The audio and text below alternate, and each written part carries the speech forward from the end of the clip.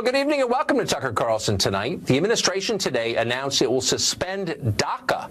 That's President Obama's program that grants special work permits and amnesty from deportation to illegal immigrants who arrived in this country as minors.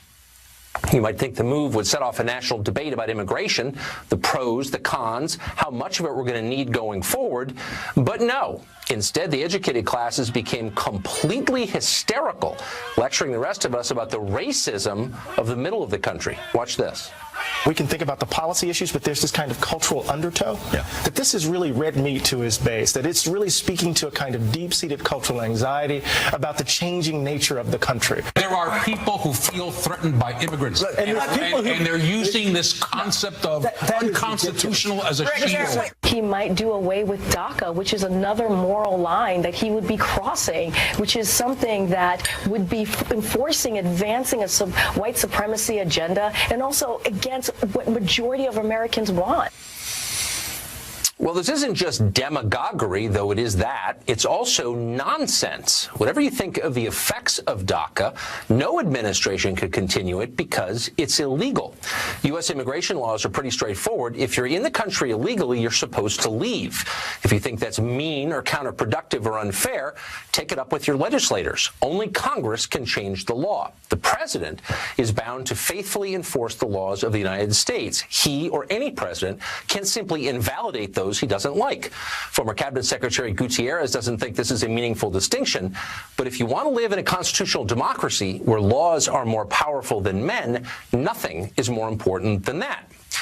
But to our leaders, there is indeed something more important than that: political power. They've concluded that mass immigration means new and reliable voters, and that means more power for them. If they need to subvert the rule of law to get that power, they will, and they have.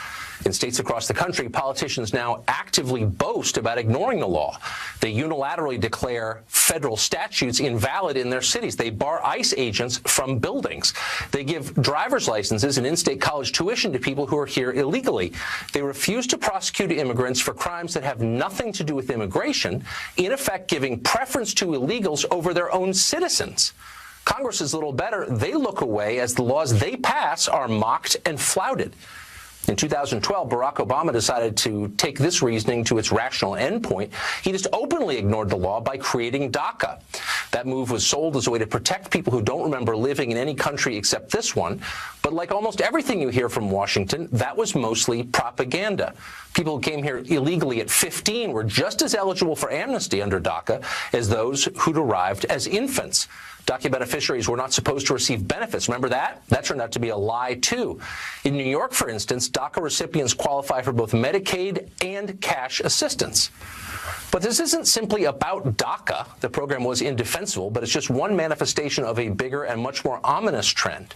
The globalist elite has given up on concepts that have defined civilized states for more than 2 millennia: borders, citizenship, and the rule of written law itself, all abandoned in favor of a worldwide rule by unaccountable technocrats. Just today, former Washington Post reporter and proud illegal alien Jose Antonio Vargas posted a picture of his fake Social Security card on Twitter. His fellow clever people applauded. They're not pretending anymore. Watch this. No borders, no nation. Deportation. No borders, no nation. Deportation. We need to make it clear that immigrants and immigration are here to stay. You're about to graduate into a complex and borderless world. Secretary Clinton said this, take a look, quote, "My dream is a hemispheric common market with open borders sometime in the future." Is that her dream? Is that what she wants? Open borders, an open market? Yeah, Jake, I'm glad you asked it that way, because I don't think we can dignify documents dumped by WikiLeaks. Right, that's fair. Is this document then, is it accurate? Did she tell Brazilian bankers that I have no way of knowing that. I have no way of knowing. Well, you could ask her. Yeah, she did, in fact. By the way, nobody was talking like this 10 years ago, at least in public. This is all happening pretty fast. So it might be worth pausing to think through the consequences of these new attitudes. Borders, laws, citizenship, they're big things to give up, especially when they're done by executive fiat without giving a vote to the masses who have to deal with the actual consequences of these changes.